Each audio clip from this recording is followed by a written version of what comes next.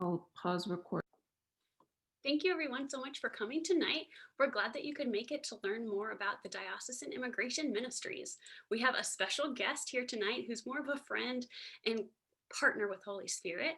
Flor Saldivar is the Diocesan Immigration and Refugee Ministries coordinator. She's done a fantastic job of working with other churches and partners throughout the diocese to bring together a body of believers to do what we can to learn more about our neighbors so that we can better love and support them. So without further ado, here's Flor. Thank you so much, Jennifer, and thank you for having me here, everyone. I've been very much looking forward to meeting the people who are behind all of the wonderful, wonderful activities that I've seen going on within the Church of the Holy Spirit, and I'm just so glad to finally be here and get to chat with y'all a little bit more about what we do and why we're here. So I'm going to go ahead and start screen sharing. Let me just get this out of there. Okay, perfect. So I'll go ahead and present. And again, thank you so much for having me here tonight. And thank you so much to Father Andrew for leading us in prayer earlier today with such a lovely, lovely service. So housekeeping, some quick notes. Please ensure that you are muted at all times to avoid sound distortion. Later on, we will have a section where we'll have a Q&A portion. So if you'd like to unmute yourself then or type a question in the chat box, please feel free to go ahead and do so. Again, take notes. You're welcome to ask questions throughout the presentation. However, I will be answering them toward the end of today's presentation. And again, just please be respectful of one another, be patient, and provide support and encouragement to one another. As Jennifer mentioned earlier, there is no such thing as a silly or dumb question, because again, we are all here to learn, and we all started off somewhere. And I can guarantee any question you ask, I likely asked the same thing myself not too long ago. So thank you so much for joining us. So to get started, I wanted to go ahead and share who is Immigration Ministries. I feel like quite a few people still aren't entirely sure or didn't know that the diocese now has an Immigration Ministries ministry. And this was actually established by Bishop David Reed in 2019, especially as the crisis along the border continued to grow and we saw a lot more migrants coming and, to be frank, suffering. And he decided that he wanted to do something about it, and that's when Immigration Ministries was established. However, I joined the team in March of this year, 2020, right when the pandemic hit. So it's been very fun to navigate the start of a ministry and COVID at the same time, but it's brought on a lot of learning. So that's been great. And again, Immigration Ministries can often be seen as a highly political topic. And this is something we definitely want to stray away from, because loving and serving our neighbor is not a political issue. Again, Jesus said the first commandment is to love God with all your heart, and the second is to love and serve your neighbor. And that is definitely what we want to share through this ministry, that we do love and serve our neighbors. And again, as mentioned, this can often be considered a highly politicized topic. So a large part of what we do as the Immigration Ministries team is we just share factual information to ensure that people aren't buying into one side or the other, what one says or the other says, and really just provide resources for our congregants to love and serve our neighbors, which is exactly why we're here. And again, I'm grateful that you have joined us today. So something that we will talk about quite a bit throughout this presentation, we will use the word migrant, we will use the word refugee, and we'll also use the word asylum seekers. And I definitely want to go over these definitions quickly before we move forward. So I'm not going to sit here and read all of these words off of the screen for you, but this is a nice reference. So quickly, a migrant is anyone who willingly moves from one place to another. So an example here is someone moving from France to the United States. Let's say they say, I want to go study in the US, or I want to work in the US.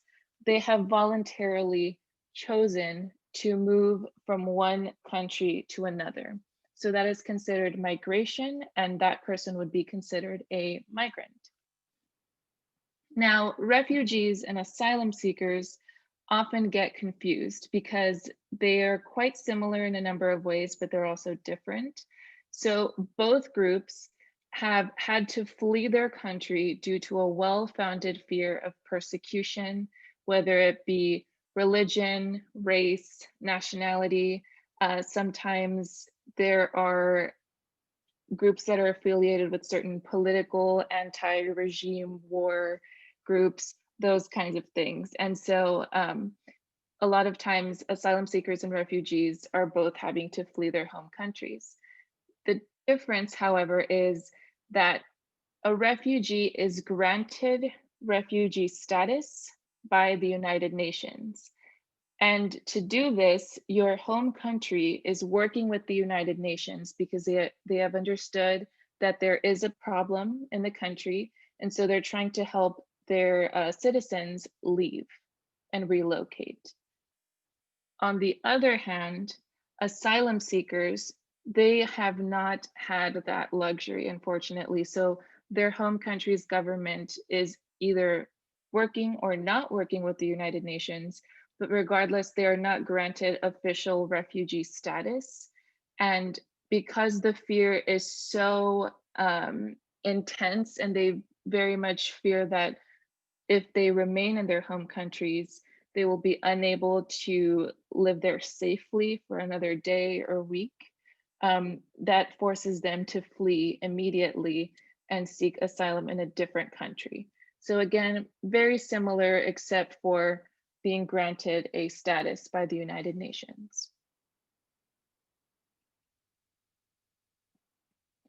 Now, detention is something we don't very much like to talk about and discuss, but it's something that we definitely should, because as you may or may not know, detention centers are located throughout the US. We have over 200 detention centers in the US. Several of them are privately owned, and they were former prisons who no longer operate as prisons, so they've been contracted to serve as detention centers. Some of these were created specifically to serve as detention centers, that sort of thing. And the US in general has more people in immigrant detention than any other country around the world. And what's different about the detention in the US is that the civil confinement is a lot more restrictive for people seeking asylum or in detention than it is for people in prison. So if we can think of or imagine the conditions that people experience in prison, we see that on an elevated level of in terms of security when people are in detention. Now, when people are in detention, we'll go over another slide that explains the asylum seeking process, but most people have to wait in detention until they have a court hearing. And given our system and the number of cases in the immigration system currently, and then also COVID stopping all courts, immigration courts from operating, there are very long wait times. So in some cases, families have to wait a year in detention waiting for their court date. There have been instances we've heard of where individuals have said that their court dates are scheduled for 2023. So that's a long time to be waiting in a confined space. Sometimes you can be offered to leave on bond, but again, most times these individuals do not have the funds to pay such high bond fees, and so they opt to remain in detention, or they can choose to be deported. And again, detained migrants, for the most part, are not serving a sentence for any kind of criminal conviction. So if you've heard this, if you watch the news and you've heard stories of, oh, this undocumented immigrant was hailed up by Border Patrol and put in detention, these are often the Customs and Border Protection or Border Patrol detention centers. And those folks that do have previous criminal records are immediately deported back to their home countries. So when you're looking at detention, for the most part, it really is people seeking asylum legally. And again, Texas does have the highest rate of people in immigration detention in the US. So we're looking at numbers, and it was estimated that in 2019, they had between 14 to 15,000 people in immigrant detention throughout Texas, where you can see right here. So, and again, I know we're kind of covering quite a number of topics, but this is kind of a 101. And again, feel free to ask questions in the chat as soon as you have any questions or thoughts. So we're quickly going to run through the actual asylum process in the United States. So what typically happens is folks flee their home country. So let's say here, for example, someone flees from Haiti because they fear criminal activity and their lives are at risk. So what they have to do is go to a US port of entry. Most often it's through Mexico, and they will show up to the border and say, I'm requesting asylum, please help. So once you request asylum at a CBP office, you are then transferred to ICE and taken to an immigration detention center. Once you get to ICE, they get all of your information, they check your criminal activity for any criminal records. If you fail this security screening, if you have any kind of criminal history, you are immediately deported. So let's say, again, you are a family with your wife and 2 children. None of you have any kind of criminal activity. So you make it to the next stage, which is you have a credible fear interview with a trained asylum officer. So again, these officers are specifically trained to work with people who are seeking asylum, and they will interview you. They will say, why did you flee your home country? What proof do you have that you are facing this persecution that you say you were facing? What was the reason why you feared for your life? Prove that to me. How did that happen? Again, at this point, if the family or individual who is trying to request asylum fails this interview, they are immediately deported.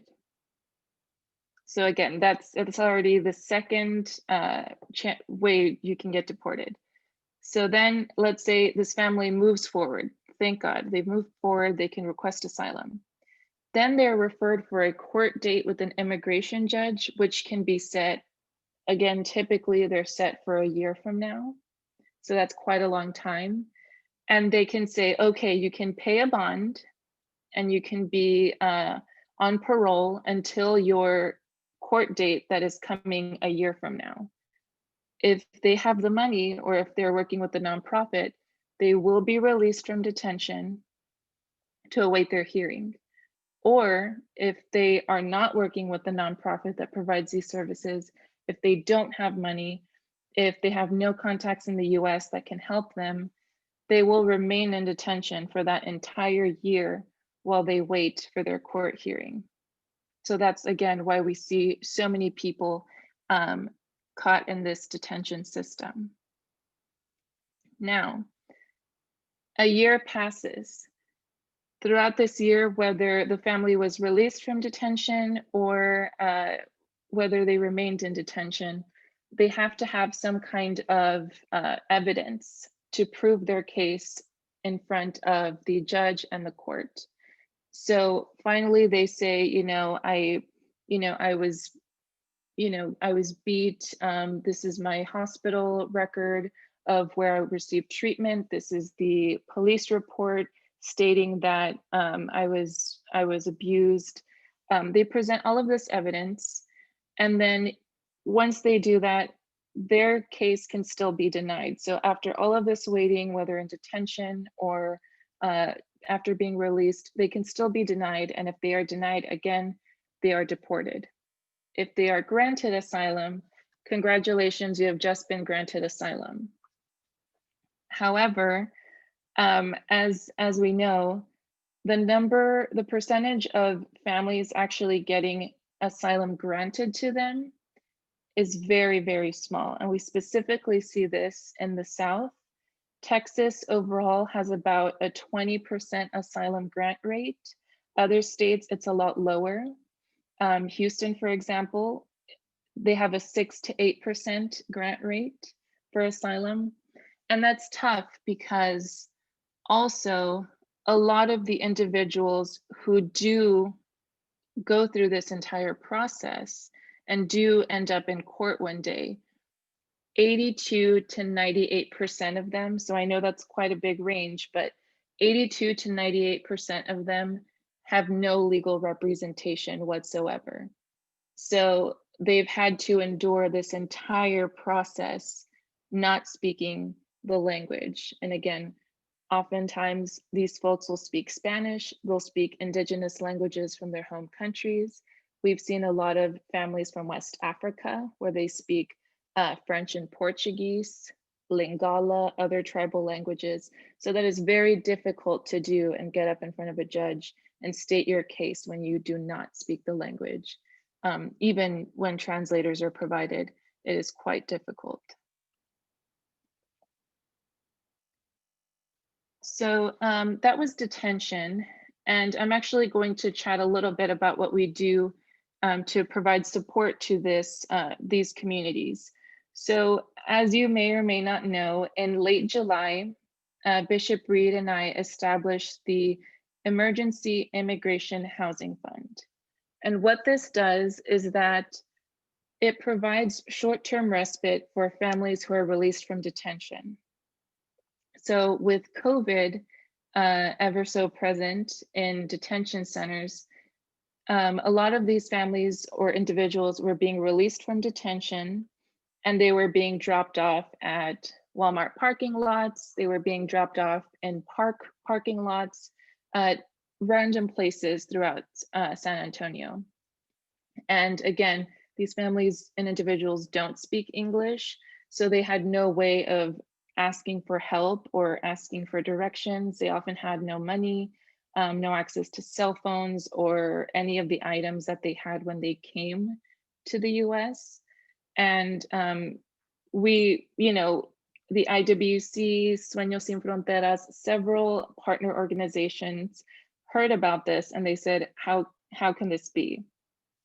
And so what we did during COVID is we joined our partner organizations and we established this fund to provide short-term housing. So now, because of the generous donations that came through that fund, families are released from detention and we can provide them with an Airbnb or a hotel room, or a couple of congregants have actually offered their rental properties or their guest homes in the back of their houses.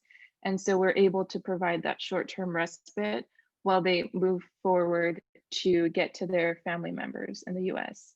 And again, we'll talk a little bit more about this later, but again, we do have teams of people who are delivering groceries and providing transportation.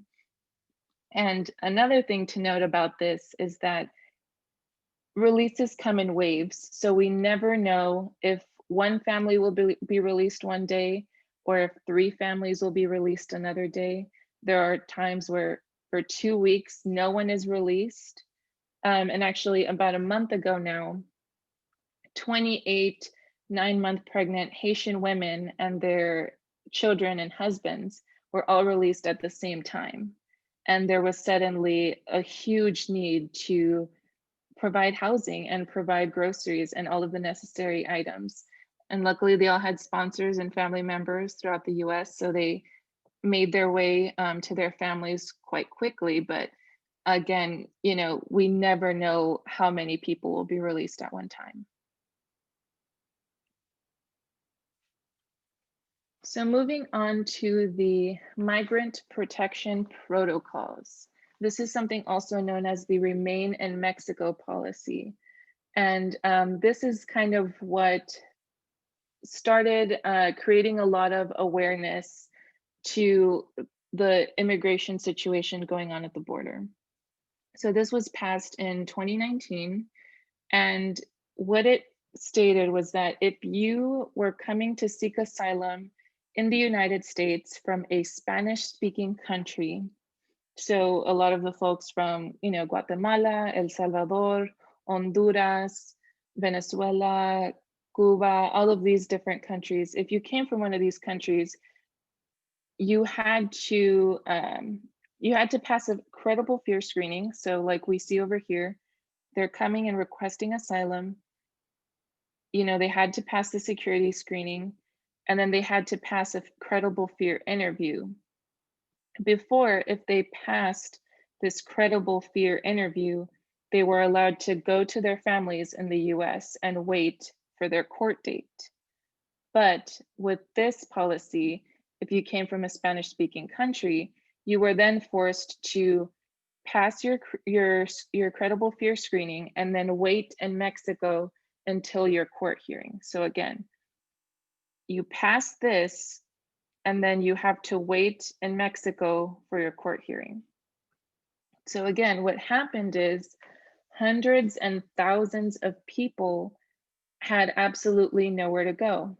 Oftentimes when folks come from South and Central America, they face a lot of discrimination and crime on their journey north. And so they'll often be robbed of all of their items, often a lot of their paperwork, any money that they have.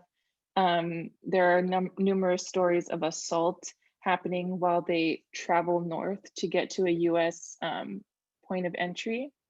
And so they have nothing. And at this point, they were waiting on the edges of the bridges with, again, nothing. So no food, often no change of clothing, no other toiletries and essentials. And this started creating a real problem because, as we mentioned earlier, this process to actually get to your court hearing can take over a year.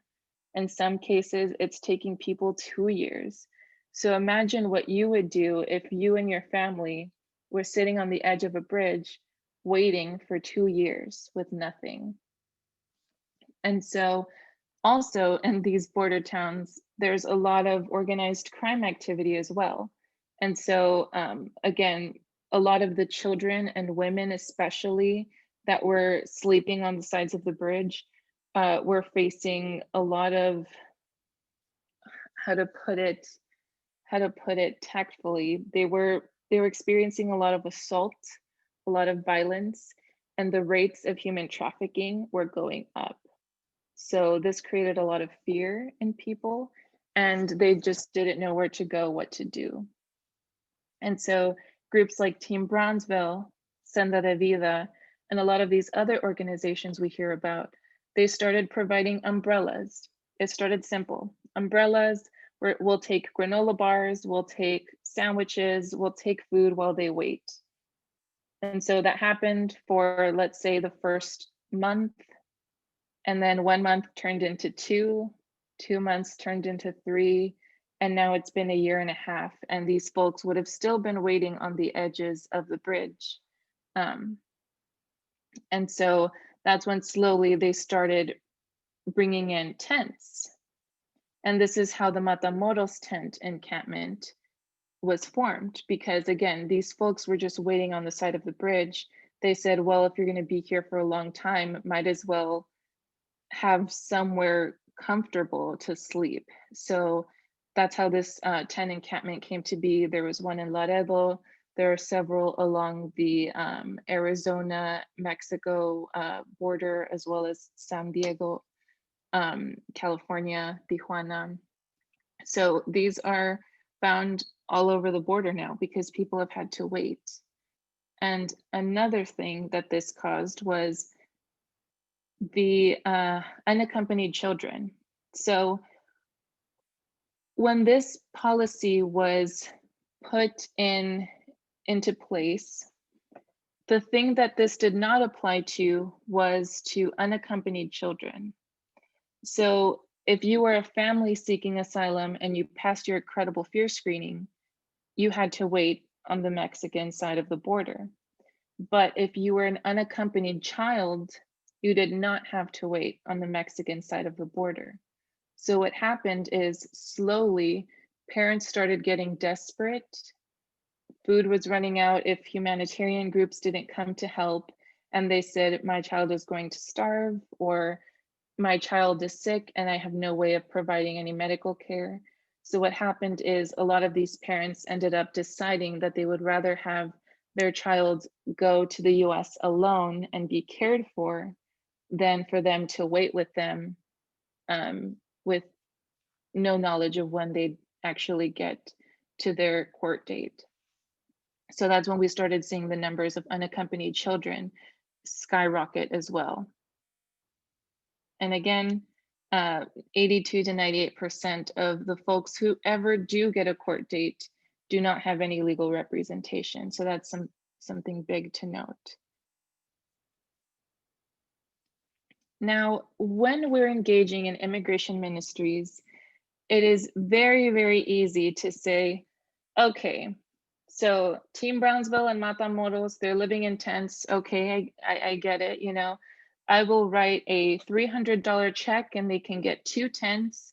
And I have helped this ministry and I have helped this cause and I feel great because I helped. And that's incredible.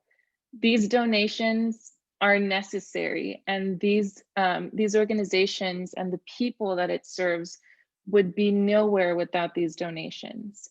But also in the church, in the Christian church, there is this big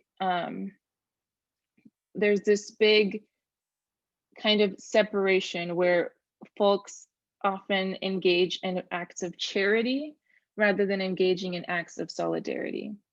And so when we write a check and say, okay, I've donated $300, and then that's all we do, again, you have done something incredible. You are actually helping these people.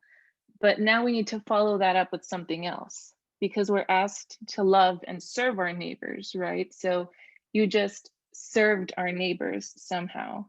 So now what are we doing to love our neighbor?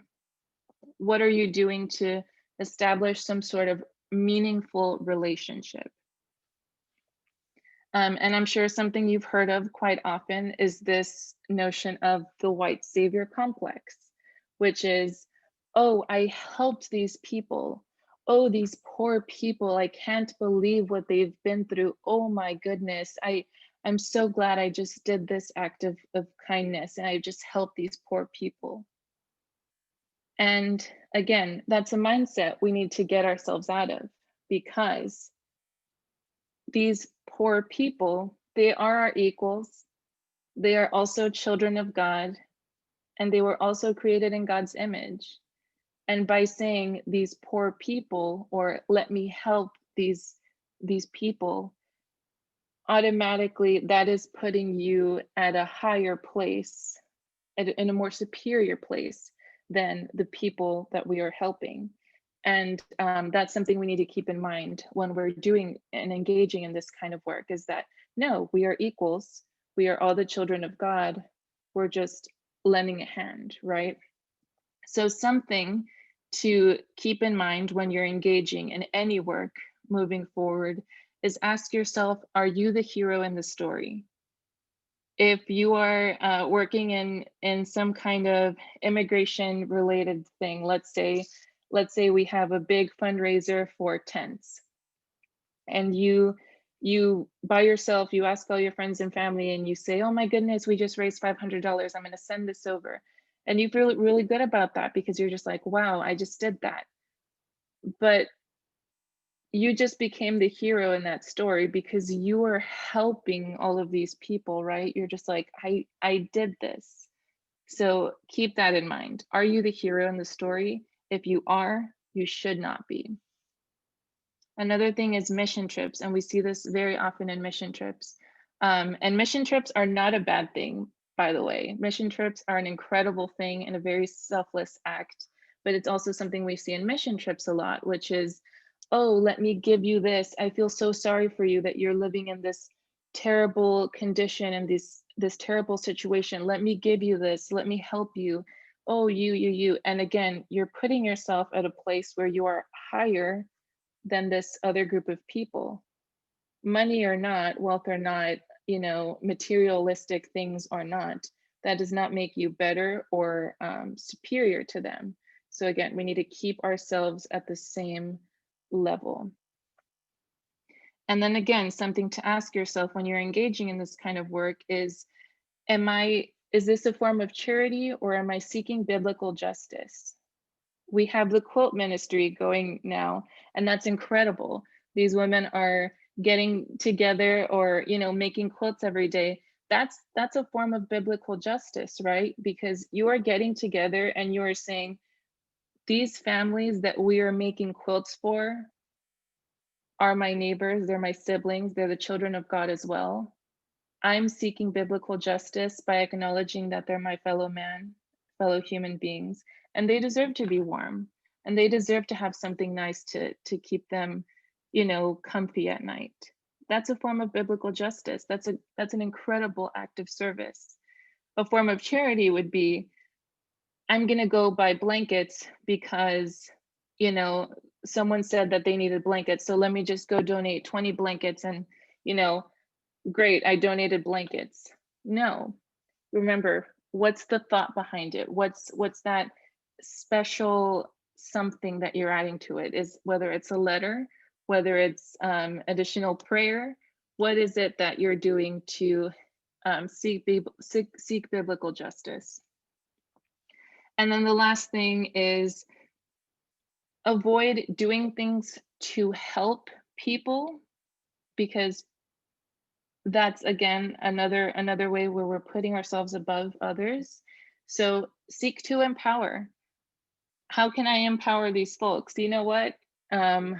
Let's, like for example, in the missionary work, we're not going to give them a bucket of food every day and then once we leave they're not going to have any food. No, we're going to teach them how to hunt and we're going to teach them how to fish so that they can get food for themselves once we're gone and they'll know how to use that. So this is something else to keep in mind. And then these three criteria are just something to think about when planning projects for outreach, for stewardship, whatever it is that you're working on. Keep these three things in mind to ensure that you are not engaging in acts of charity, rather acts of solidarity. And again, this is something we see very often. New friends, new neighbors. That's acting in solidarity. What language are you using when you talk about immigrants? Are you using undocumented or are you using illegal? There is no such thing as an illegal person. They can be undocumented. Sure, they tried to enter the country and they do not have documents, but refrain from using the word illegal. That's, no human being is illegal. God did not create any human being to be illegal. We are undocumented people, or they are undocumented people. Another thing, when talking about undocumented immigrants, or when you hear others talking about immigrants, are they respecting the dignity of them as human beings? Are they respecting them as the image bearers of God? Something to keep in mind, because again, oftentimes, whether it's media or a poster or somebody, oftentimes they say, oh, those illegals, or those people, they're horrible people, whatever the words may be. we have to keep in mind, God created them in his image, right? So how do we respect the dignity of immigrants? And how do we avoid dehumanizing them? Other things to note, are there Spanish-speaking Latinx churches in your diocese? A lot of them have been doing this work for a very long time. Are you engaging with these churches? If not, make a new friend, make some new neighbors. They're an excellent way to get involved in this work and acknowledge the work that they've been doing for such a long time. Another thing, ministry is relationship. That's so important. And that's why we've been encouraging letter writing so much, because letter writing is so important. Folks feel alone very often. They've given up hope. And then suddenly they get this letter from some Americanos somewhere out there, and they're just like, oh, wow, you know, people actually care about us. You know, we've been living out in this tent for a year and a half, and people actually know that we're here, and they're standing by our side and they're rooting for us. Wow. So that's a huge, incredible thing you can do.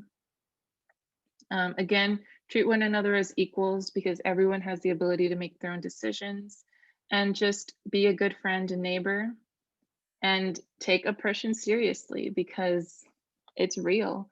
And if we don't stand up to it or do something about it, it will continue.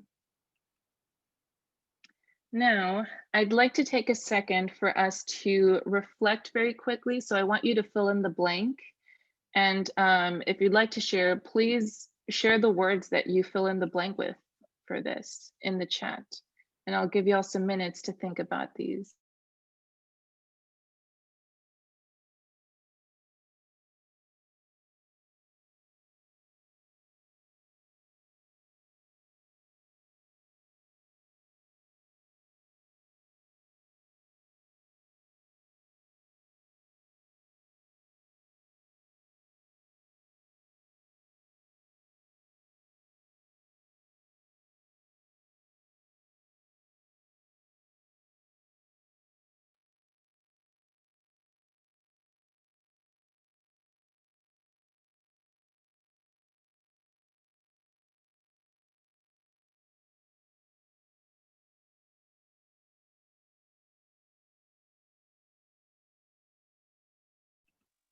Let's see, and if anyone would like to share their answers, please feel free to add them into the chat box so that we can see if we have anything in common as people.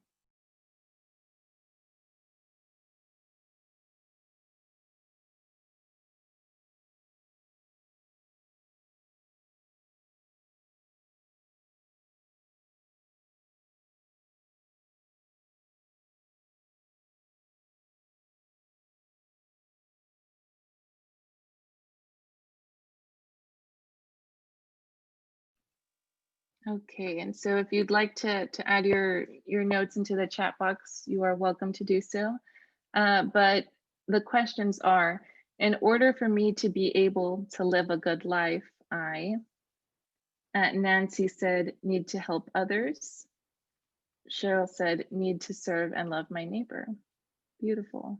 Thank y'all for sharing that. Number 2, in order for me to have liberty, and then in order for me to pursue happiness, So we actually sat with a few folks seeking asylum, and we asked them these questions, and their answers were, there we go. Jason said, need to be with my family. We need friends, need screens. I love it. So we actually sat down with families seeking asylum, and we asked them these questions, and very similar, but somewhat different. They said, these were the top answers among them. They said, in order for me to live a good life, most of them said, need to have my family, happy, healthy family. In order for me to have liberty, a lot of them said, need to feel able to make my own decisions. And then in order for me to pursue happiness, a A lot of them again said, need to be with my family, need to be healthy, uh, those kinds of things. Friends, government, screens. Yes, so a lot of what they were saying, very simple. And it's somewhat similar to what we're saying here. In order for me to have a good life, I need my family.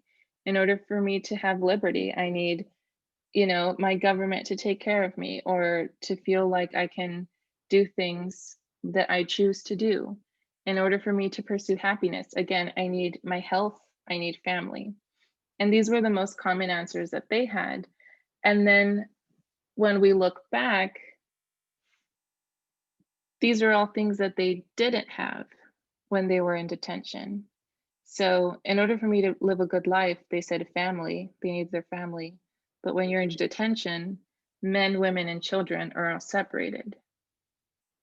In order for me to have liberty, they said things like, need to be able to make my own decisions. And again, in detention, you don't have that ability. You have to shower when you're told to shower. You have to eat when you're told to eat. You have to eat what you're told to eat. And there have been some issues there. And then also, in order for me to pursue happiness, same thing here. They said they needed their health and family. And in most instances, they did not have their family. And in a lot of cases, they didn't have their health because medical care in detention is quite difficult to navigate. So let's see. Thank you so much for sharing, y'all. And to kind of reflect on that, I've included a video that I'd like us to watch. So let me go ahead and get this started. And this was a poem written by one of the founders of this organization that I really thought to be quite moving. And so I wanted to share this with y'all. Let's see if it'll play. And of course it won't play. Let me try that again. Share screen.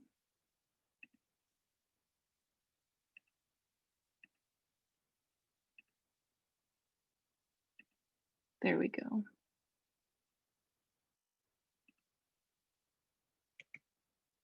Oh no. There we go. There is a story that we are told that wraps around us like a shield. Come the legal way. Can't people just work harder where they are? There is a story that is told by family, friends, social media, and the daily news cycle. Pick a side, wall or no wall. Pick a side, Republican or Democrat. There is a story that we hold on to for comfort, that everything is all right, that we have to stay safe behind our weapons, that we are the moral majority. There is the story that we are told through eyes filled with tears. God is faithful. They treated us like animals. There is a story of a young migrant girl fleeing for her life. Pick a side. Die here or seek safety at the border.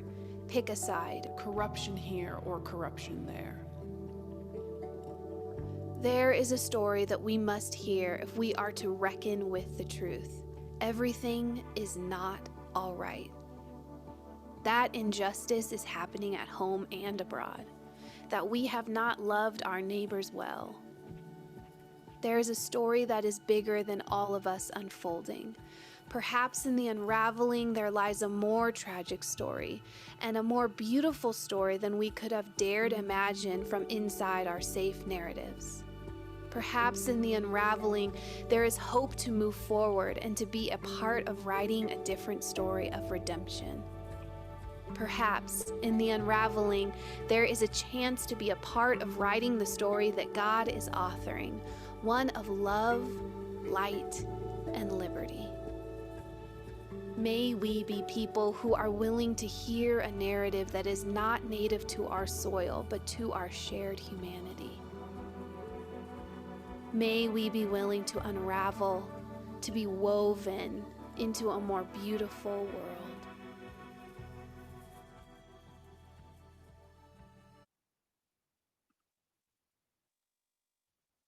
There we go. And so, oh, there we go. And so in that, that talks a lot into politics, right? So it was talking about how politics should not matter in some ways. What were the things that you feel that that poem was trying to say? Does anyone have anything that they'd like to share that they got from the video?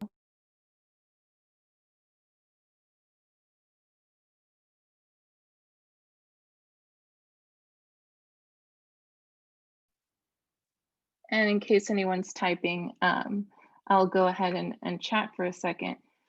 When we think about immigrants, ask yourself, where did I learn my views on immigration? So where did you learn your views on immigration? Was it the media? Was it Facebook? In some cases, I know some of y'all are active on Twitter. Where did you learn your views on immigration? And if the answer is anything other than the Bible, ask yourself, am I putting my faith into action by getting this view from the Bible, right? So if you received your information about immigrants from Facebook, for example, and you say, okay, what's more true? Is it Facebook or the Bible? Right? That's something to keep in mind. So now moving forward, as tough as it is to say, immigration is in a number of ways a racism issue, unfortunately, and we see that in the Remain in Mexico policy. As you saw, this only applied to Spanish-speaking countries. For example, there was a Russian family who we worked with very closely recently, and they were in detention, I believe, for 5 days, and then they were immediately released on bond, and then that was it. Their court date was worked out very quickly. There was a very different approach to this family's asylum seeking case in comparison to the hundreds of thousands of people waiting on the border. So in a lot of ways, immigration is a racism issue.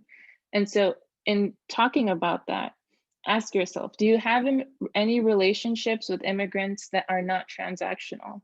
So a lot of people say, oh yeah, like, you know, the guy that mows my lawn, or, you know, the man that cleans my house, or, you know, these kinds of things. And not that I want to enforce stereotypes, but a lot of times people will say that to me. They'll say like, oh yeah, like my cleaning lady, like she, you know, she's worked with us for 15 years and we love her and we're best friends.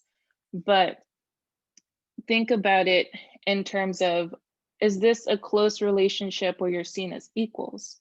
Because if she's your cleaning lady, already, because you've hired her to do work, you're again in a higher position than she is. So do you have any relationships where you're close as equals? Also, when you hear others talk about immigrants, whether, you know, they're saying horrible things about immigrants, or, you know, things that you would never want to hear others say, whether it's, you know, your grandpa or your cousin's husband, or, you know, your brother's wife, and they say something that's racist or very anti-immigrant, ask yourself, should I speak up? Because these people, by speaking poorly of our fellow siblings in Christ and fellow neighbors, are disparaging the image of God. So if God was standing there, would you speak up? Likely, right? Because we want to do the right thing. And if God wasn't there, would you speak up? In a lot of instances, no, because we say, you know, I don't want problems. I'm just going to ignore it. I'm going to act like I didn't hear it. But then again, they're disparaging the image of God in immigrants. So it's up to us to say something so that this doesn't continue as a cycle. Another thing is consider your language. Does it humanize or dehumanize people? I know I often, I have friends who will say, oh, I went to my brow lady, or, oh, I went to my hair lady. And I'm always just like, what? She's not your hair lady, you know, she's not like, don't talk about them in that way, because that's rude, right? Like, I wouldn't want somebody saying that about me. So are you humanizing or dehumanizing people when you're talking about them? Oh yeah, my lawnmower guy. Oh yeah, my gardener. No, the man who mows my lawn, or you can use their name, Jose who mows my lawn. You know, ensure that you're using humanizing language. And lastly, pray about how you can serve the community. You guys live in San Antonio, which is one of the most diverse places in Texas, considering all the little rural parts of Texas. And there are a number of ways you guys can serve. So keep these things in mind when you're deciding what your next outreach project will be, or what the next stewardship campaign will be. And now we've arrived at the Q&A section. So if you have any questions, please feel free to add them into the Q&A box or the chat box, whichever is easiest for you.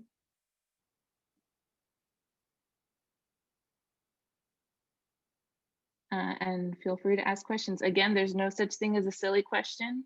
We're all learning. This is a lot of new material for us to process. So feel free to ask away.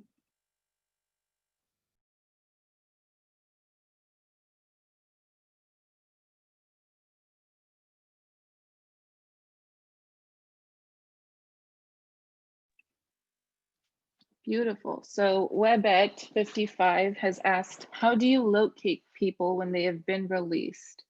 So luckily, we have expanded our relationship with ICE and CBP agents, as well as other partners within the community. So in several cases, what happens when folks are released is that there are these little pamphlets that that nonprofits will hand out. Like, I'm sure you've heard of Raíces or the Valverde Border Humanitarian Coalition. A lot of these nonprofits that provide services will make little pamphlets for folks that are about to be released from detention. And so these folks have these pamphlets, and in a lot of cases, they call a emergency number. And when they call that emergency number, someone from that nonprofit picks them up and says, okay, you know, we're now going to take you to a place where you can rest, and then we'll talk about what the next steps are. And in other cases, a lot of these partner organizations work very closely with ICE and CBP. So in some cases, they won't be dropped off at a Walmart. In some cases, they'll call our partner organizations and say, hey, you know, we're releasing 3 families in an hour. Are you going to send anyone to pick them up? If you'd like, you know, tell us their name now and come and get them. If not, we're going to go drop them off, you know, as needed. And so typically folks rush to get to the detention centers to pick them up because they don't want them to be stranded later on. But that's mostly how we locate people that have been released. Either they call these hotline numbers somehow, or ICE and CBP agents and other partners are in communication, and they'll let us know ahead of time if people are being released. Jennifer said, how difficult is the credible fear interview? That depends, really. So with each credible fear interview, all of these officers have been trained to administer these interviews. And again, most times they'll have a translator in there to assist with stating the case. The tough part, though, is in some instances, it's not that it's difficult, but In some instances, they'll say, okay, and again, these are some tough things to talk about, but they'll say, okay, you said you were raped twice, and so you had to flee because this group said that they wanted to sell you into a human trafficking ring. And again, this is something that we hear quite often. And they say, where's your proof? And so you have to have some kind of proof. And so they can be very difficult because, again, sometimes these folks are just leaving their home countries because they just need to get out of there, and they don't have evidence of that.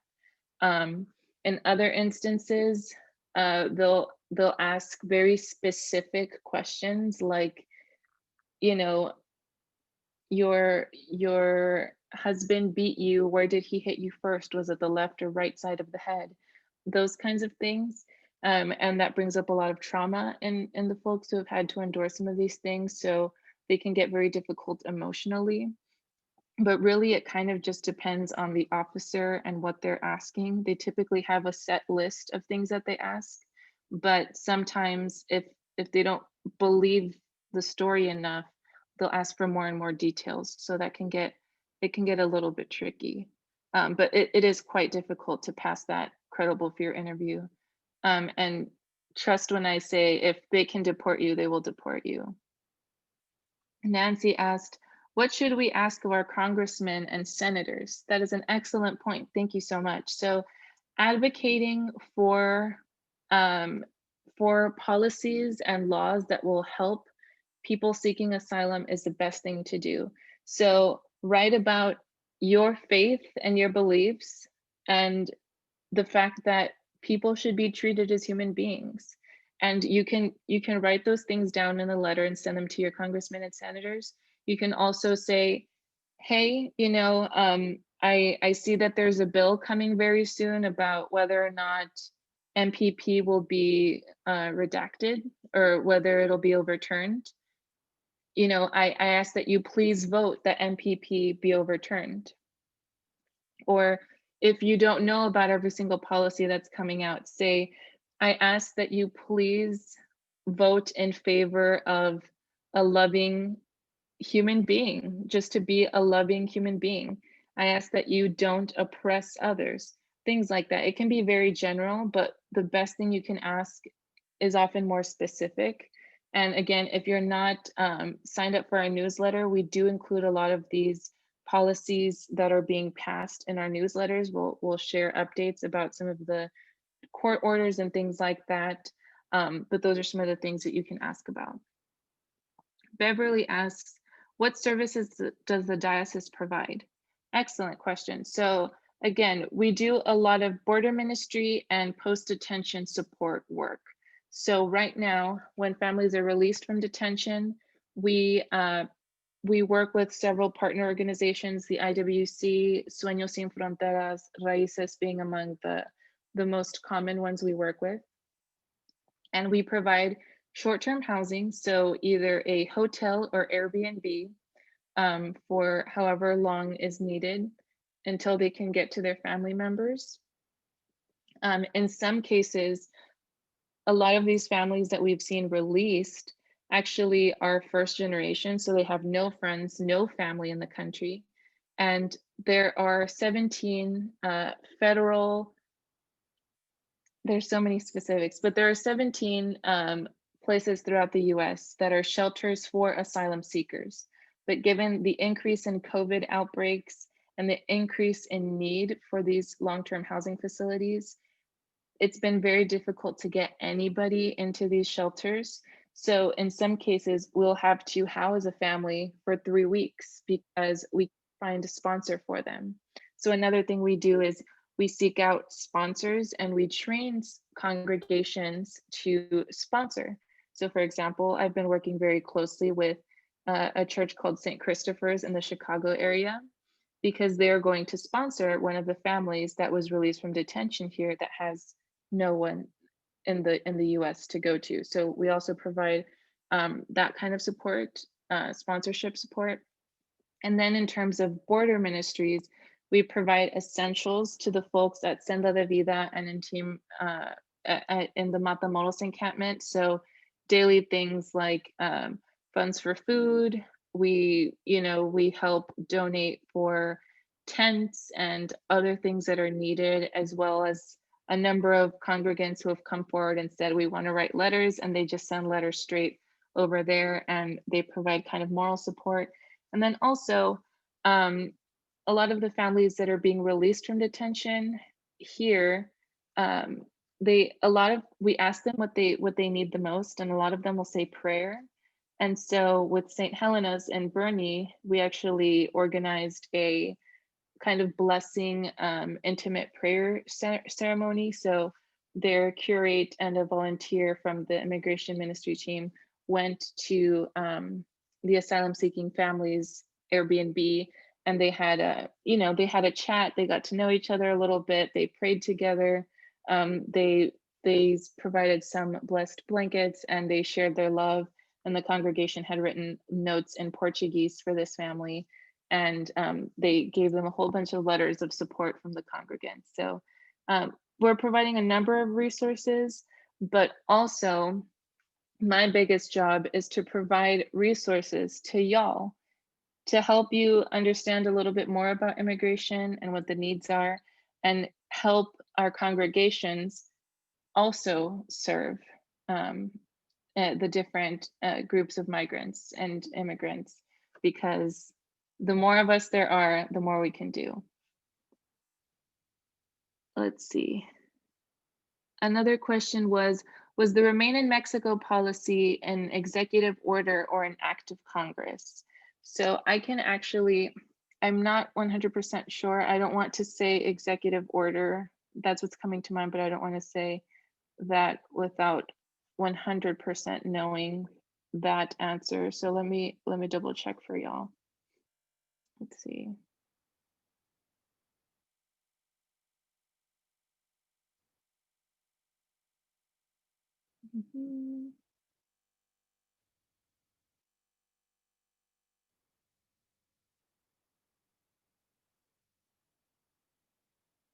Let's see, Remain in Mexico policy.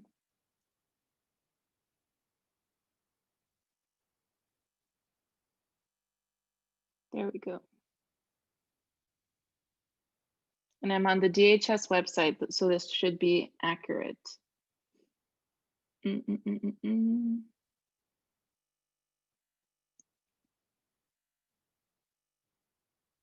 it's not telling me exactly if it was passed by the US Congress or if it was an executive order, but I will get that answer for you, and I will send it over to Jennifer, and she will share that answer with you as well.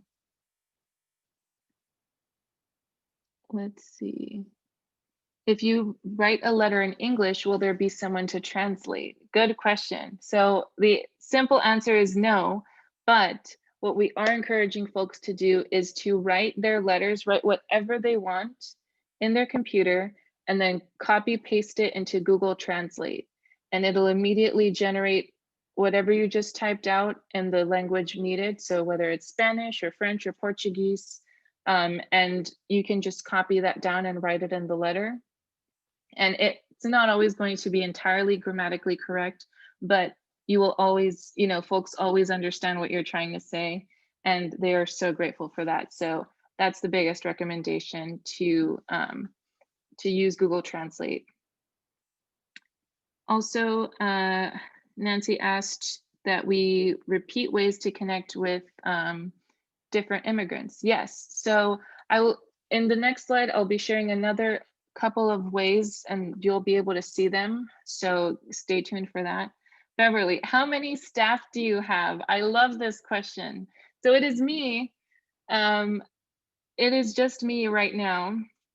And I'm glad that you asked that, because I could not do what I do without the support of folks like Jennifer, Father Jason, and all of the incredible people who have just stepped up to do work, because I am constantly, and if you ever email me, you will know this, I am constantly running. I'm on phone calls.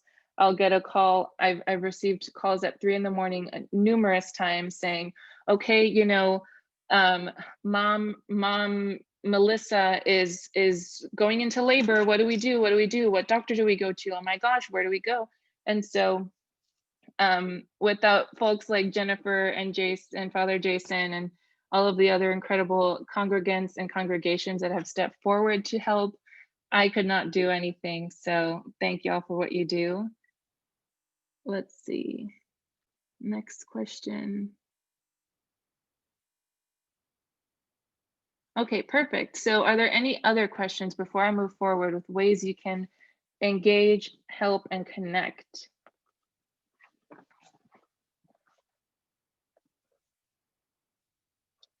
Let's see, and I'm going to move forward, but if you do have questions, I'd be happy to answer. So next steps. Each Thursday, we do host a weekly migrant cycle of prayer. So there is a pre-written cycle that is available and was put out by the Episcopal Church, the National Episcopal Church. And each week, there are a number of detention centers that we pray for specifically. And so each week that changes. We also have different members of the clergy and different lay people leading us each week. And we are now getting down to our last 4 sessions starting tomorrow. So if you're not going to the incredible Sopranos concert, which I highly encourage you do, we'll also be hosting the cycle of prayer, and we're kicking off our Advent celebration and preparation times.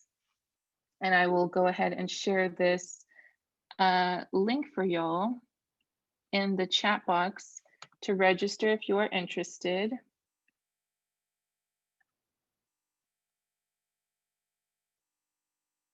Let's see.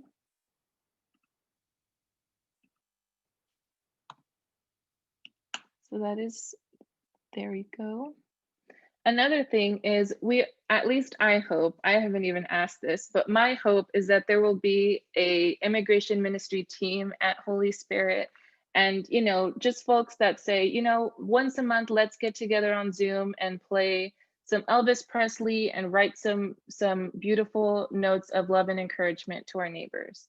And, you know, y'all can just hop on a Zoom, play some good old Elvis Presley in the background, and just sit with your notebooks and write things out, sit with your phones, write out some beautiful words of encouragement, Google Translate, and then write them in a packet and then mail them off. And again, if you want some more information about that, send me an email and I'll get you the information about that.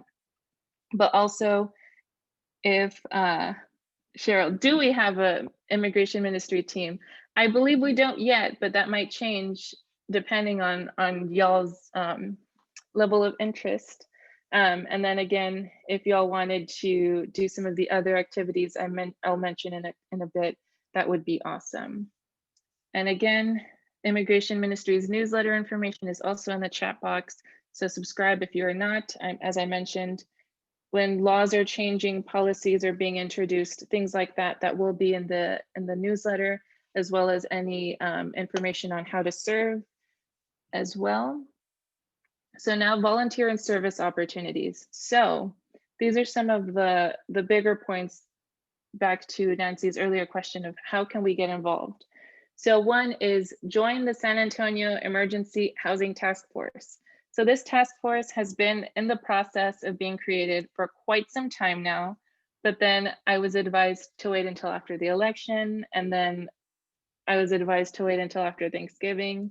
And now I am just giving myself the advice that it's better to wait until after Christmas and New Year's, because frankly, nobody's going to want to sign up for something during the holiday season. So that task force will initially kick off January 2020, but if you are interested, please send me an email and I will get your name on the contact list to learn more. And what this is for is essentially, if folks are released from detention, there are times where we have no one to pick people up from detention, and we really need somebody. Graciously, the diocesan office has lent us their bus if you don't have a vehicle that you feel comfortable using. So we can use the bus to pick folks up from detention. Also, there are times where families are already in San Antonio, and like I mentioned earlier, it'll be 3 in the morning and mom's water will break.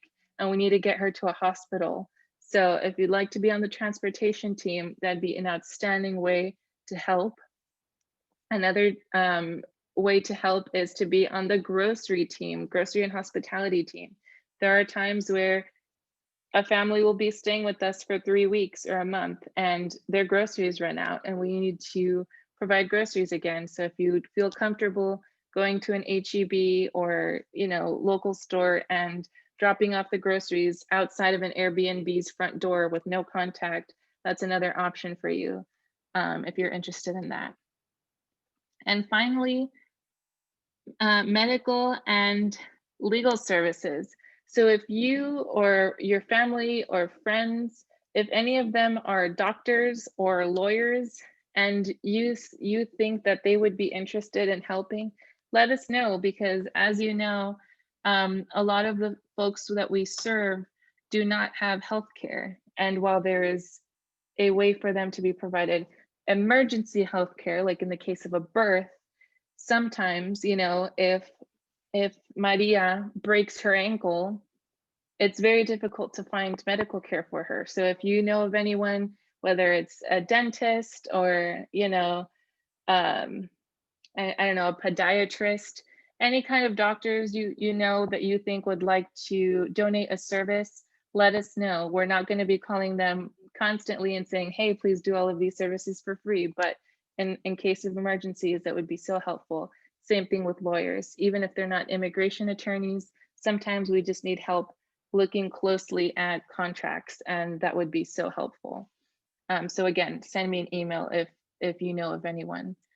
Number 2, write letters of love, hope, and encouragement to our neighbors in detention, which is something that we just discussed. That and write to families waiting at the border.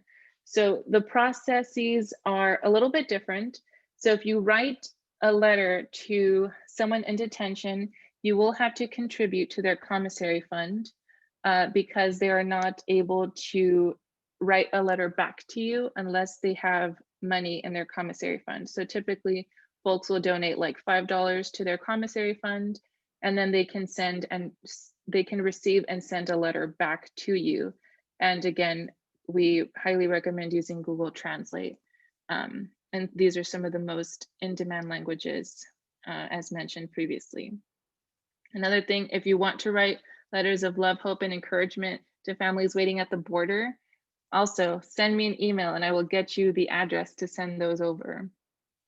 And lastly, we are partnering with Team Brownsville and Senda de Vida in Matamoros and Reynosa for something called Llena la Media, which is fill the stocking.